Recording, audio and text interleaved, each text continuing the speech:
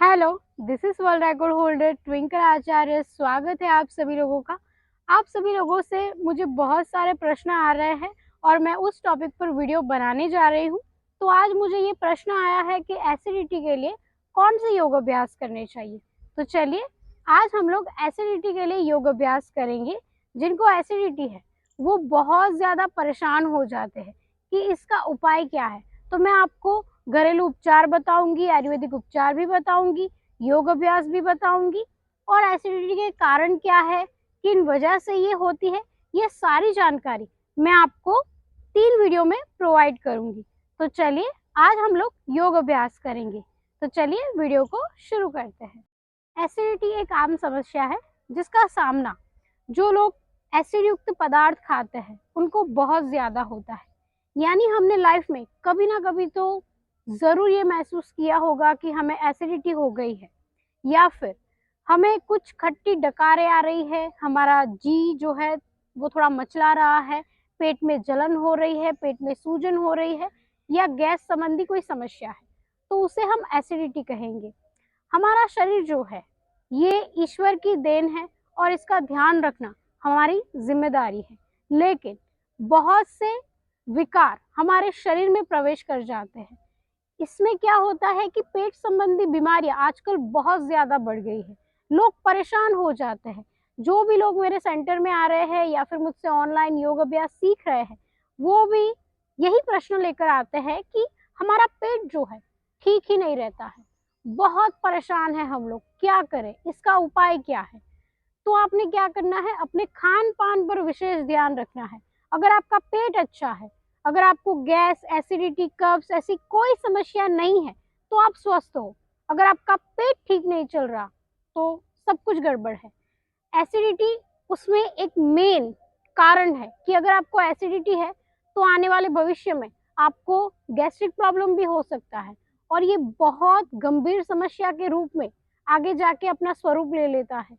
तो आपने ये जरूर ध्यान में रखना है कि मेरे शरीर में एसिड का उत्पादन जो है वो बहुत ही कम हो। हम जो खाना खाते हैं उससे हमारा शरीर एक एसिड पैदा करता है और खाना पचने में भी एसिड जरूरी है। लेकिन जब हम बाहर का खाना बहुत ज्यादा खाते हैं, मांस मछली बहुत ज्यादा खाते हैं, तामसिक भोजन बहुत ज्यादा लेते हैं, खट्टी चीजें यानी कि खट्टा खाना बहुत ज्यादा हम खाते हैं, तब हमारे शरीर में ये एसिड बहुत ज्यादा बढ़ जाता है और परिणाम स्वरूप एसिडिटी हो जाती है और इससे आने वाले भविष्य में बहुत सी बीमारियां होती हैं। तो आपने ये जरूर ध्यान में रखना है कि एसिड मेरे शरीर में कम मात्रा में ही बने और मैं नियमित रूप से सात्विक भोजन लूं और योग अभ्यास करूं। जब पेट की गैस्ट्रिक ग्लैंड एसिड बहुत ज्यादा बढ़ा देती है तब एसिडिटी बहुत ज्यादा बढ़ गई है ऐसा हम मान लेते हैं। बहुत से लोग ऐसे हैं जो जिम में जाते हैं, योग अभ्यास करते हैं, वर्कआउट करते हैं, लेकिन अपने खान पान पर ध्यान ही नहीं देते हैं। उनको पेट संबंधी बहुत सारी समस्या होती है लेकिन उसको नजरअंदाज कर देते हैं। अगर आप उनमें से है तो आपने जरूर अभी से, जब ये आप वीडियो देख रहे हो तब से आपने सचेत हो जाना है कि भले ही मैं वर्कआउट कर रहा हूँ, भले ही मैं योग अभ्यास कर रहा हूँ, लेकिन मेरा जो ये शरीर है, मेरा जो ये पेट है, ये स्वस्थ नहीं है तो मेरा शरीर स्वस्थ नहीं हो सकता या फिर आने वाले भविष्य में मुझे बहुत सी बीमारियां लग सकती है। मैं आपको डरा नहीं रही हूँ, मैं आपको हकीकत से रूबरू करवा रही हूँ कि आने वाले भविष्य में अगर आप ऐसा सोच रहे हैं कि आपका पेट जो है वो ऐसे ही चलता रहेगा या फिर दवाई खा रहे हैं, काम चल रहा है, तो ऐसा नहीं हो सकता। आने वाले भविष्य में दवाइयां भी आपको साइड इफेक्ट देंगी। बहुत से लोग ऐसे हैं जो दवाइयां खाते हैं, योग अभ्यास नहीं करते, कुछ भी हो जाए दवाइयां खा लेते हैं और कभी कभी ऐसा सोचते हैं कि दवाइयां खा रहे हैं, काम चल रहा है, बस। दवाइयों का सेवन आपने बहुत कम करना। चले, तो अब हम बढ़ते हैं योग अभ्यास की ओर। सबसे पहले तो आपने क्या करना है, लंबी गहरी सांसें भरनी है और अपने सांसों पर ध्यान केंद्रित करना है। बहुत से लोग अपनी सांसों पर ध्यान केंद्रित करते ही नहीं है, इस वजह से बहुत सी बीमारियां उनके शरीर में आ जाती है। तो सबसे पहले तो हम क्या करेंगे, सुखासन में बैठ जाएंगे या फिर पद्मासन में बैठेंगे। अगर आपको गैस्ट्रिक प्रॉब्लम है या फिर एसिडिटी है और आपसे नहीं बैठा जा रहा, आपने कभी भी योग अभ्यास नहीं किया है, तो आप ऐसे सुखासन में भी बैठ सकते हैं। तो चलिए अब हम अपने हाथों में ज्ञान मुद्रा बनाएंगे, ऐसे अपने आंखों को बंद करेंगे और लंबी गहरी सांसें भरेंगे।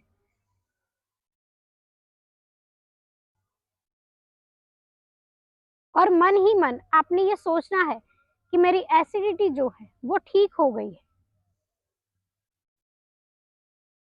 मेरे शरीर में कोई भी प्रॉब्लम नहीं है, मैं बहुत ज्यादा स्वस्थ हूँ।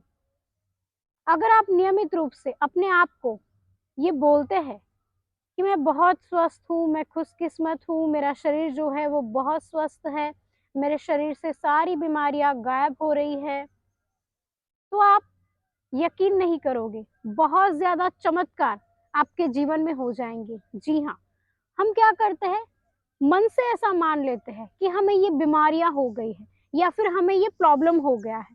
आपने ऐसा नहीं सोचना है, आपने ये जरूर ध्यान में रखना है कि सारी बीमारियां आपके दिमाग से आ रही है।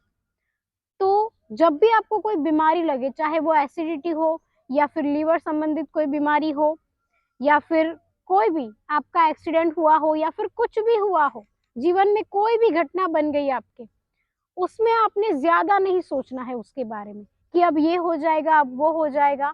आपने अपने जीवन में हमेशा पॉजिटिव ही रहना है। अगर आपको एसिडिटी है तो आपने अभी से ऐसा सोचना शुरू करना है कि मुझे कुछ भी नहीं हुआ है, मैं स्वस्थ हूँ। अगर आपको परेशानी हो रही है तब भी आप ऐसा सोचे कि ये परेशानी जो है वो ठीक हो जाएगी, ठीक हो जाएगी, मैं स्वस्थ हूँ, मैं स्वस्थ हूँ। ऐसा खुद को हर रोज बोलना है। चले, तो अब हम अपने पहले आसन की ओर बढ़ते हैं। हमारा पहला आसन है वज्रासन। वज्रासन को आप खाना खाने के तुरंत बाद भी कर सकते हैं। ये एक ऐसा आसन है जिसको हम खाने के बाद भी कर सकते हैं, यानी कि ये आसन हमारे लिए वरदान है। हमारे पूर्वज ने, हमारे ऋषि मुनि ने इस आसन को हमें विरासत में दिया है, तो इसका प्रयोग हमें नियमित रूप से अपने दैनिक जीवन में करना ही चाहिए। तो चलिए, सबसे पहले तो हम दंडासन में आ जाएंगे ऐसे। फिर आपने क्या करना है, अपना एक पैर उठाना है ऐसे, अंगूठे से उठाइए और इस पैर को पीछे लेकर जाइए ऐसे। फिर दूसरा पैर ऐसे। ऐसे आपने वज्रासन में बैठना है, कमर आपकी बिल्कुल सीधी और हाथ आपके ऐसे रहने चाहिए, नजर आपकी सीधी।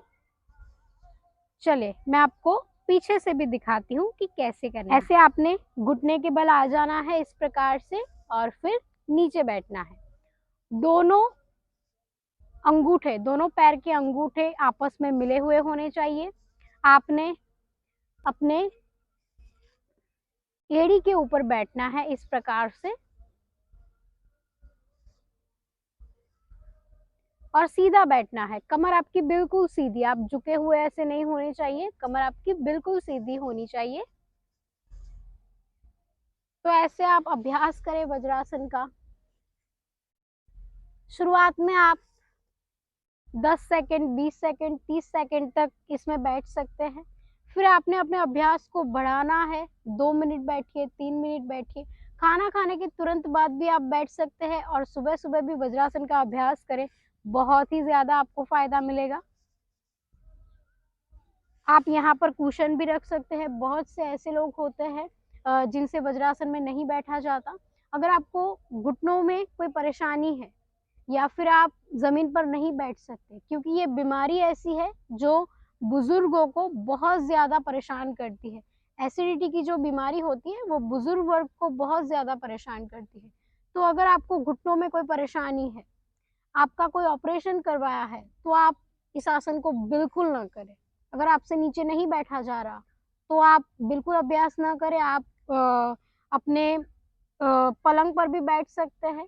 सोते सोते जो जहाँ पर आप सोते हैं वहां पर भी आप इस आसन में बैठ सकते हैं। सोते सोते तो अभ्यास नहीं किया जा सकता, लेकिन आप जहाँ पर भी सोते हैं वहां पर आप इस आसन का अभ्यास कर सकते हैं। तो ऐसे आपने अभ्यास करना है। यहाँ पर आप कुशन भी रख सकते हैं ताकि आपको बैठने में बहुत ज्यादा आसानी हो। यहाँ पर भी आप कुशन रख सकते हैं। किसी को नी में प्रॉब्लम होता है बहुत ज्यादा तो आप कुशन रख सकते हैं। अगर आपसे नहीं हो रहा है तो आप बिल्कुल ना करें। हमारा दूसरा आसन है पवन मुक्तासन। पवन मुक्तासन के लिए हम मैट के ऊपर लेट जाएंगे। ऐसे सीधे आपने लेटना है इस प्रकार से। फिर आपने क्या करना है, अपने सांस भरते हुए दोनों पैरों को अपने छाती के नजदीक लाना है ऐसे, और अपने हाथों को ऐसे इंटरलॉक करना है। उंगलियां आपकी इंटरलॉक होनी चाहिए इस प्रकार से। और आपने अपने चिन को नी के पास में लेके आना है ऐसे इस प्रकार से, और आसन में होल्ड रहना है।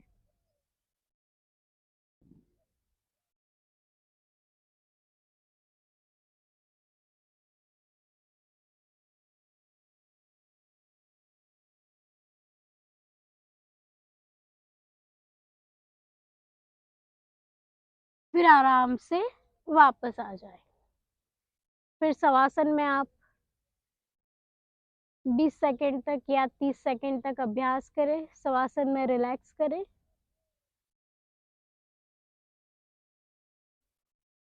अब हम करेंगे अर्ध हलासन। हमारा तीसरा आसन है अर्ध हलासन। इसमें हम अपने सांसों पर ध्यान केंद्रित करेंगे। सांस भरते हुए पैरों को ऊपर उठाएंगे इस प्रकार से। फिर यहाँ पे आपने स्टॉप रहना है, होल्ड रहना है। अपनी सांसों पर ध्यान केंद्रित कीजिए। सांस आपकी नॉर्मल, सांस लीजिए, छोड़िए।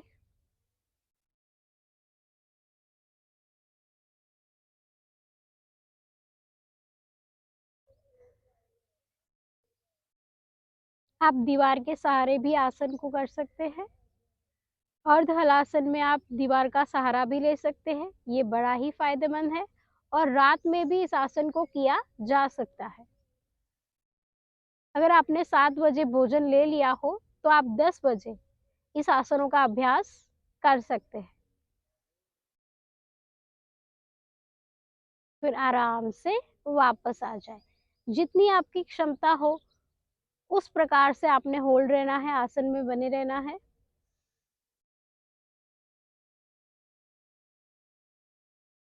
शवासन में विश्राम करें। हमारा चौथा आसन है पूर्ण हलासन। यानी कि अगर आप पूर्ण हलासन कर सकते हैं तो आप पूर्ण हलासन करें। अगर आप पूर्ण हलासन नहीं कर पा रहे हैं तो आप अर्ध हलासन, जो अभी हमने किया, वो भी कर सकते हैं।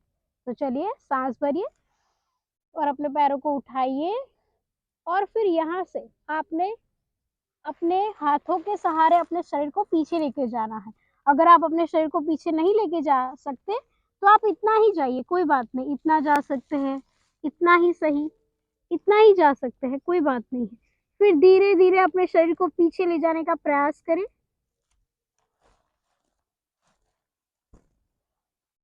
आप अपनी क्षमता के अनुसार कीजिए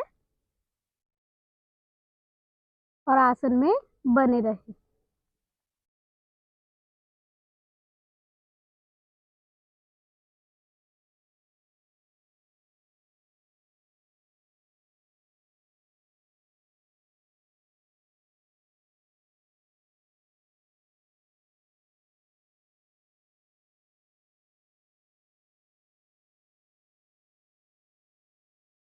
फिर आराम से वापस आ जाए। शवासन में विश्राम करें। हमारा आखिरी आसन है पश्चिमोत्तानासन। पश्चिमोत्तानासन करने के लिए हम दंडासन में आ जाएंगे इस प्रकार से। यहाँ पर आपने होल्ड रहना है, अपनी सांसों पर ध्यान केंद्रित करना है। फिर आप अपने हाथों को ऊपर उठाएंगे इस प्रकार से। सांस भरिए, पेट को अंदर धक्का दीजिए और आराम से सांस छोड़ते हुए नीचे जाएं। जैसे कि आपके हाथ कोई खींच रहा हो, इस प्रकार से आपने नीचे जाना है ऐसे। बहुत से लोग ऐसे करते हैं, ऐसे आपने नहीं करना है। आपके हाथ कोई खींच रहा हो, इस प्रकार से नीचे जाना है और अपने अंगूठे को ऐसे पकड़ना है मान लीजिए कि आप इतना ही जा पा रहे हैं तो कोई बात नहीं, इतना ही सही। यहाँ पर आप आसन में बने रहे, होल्ड रहे। अपने आसन में इस प्रकार से होल्ड रहना है। अगर आपकी क्षमता बहुत ज़्यादा है तो आप थोड़ा नीचे भी झुक सकते हैं इस प्रकार से।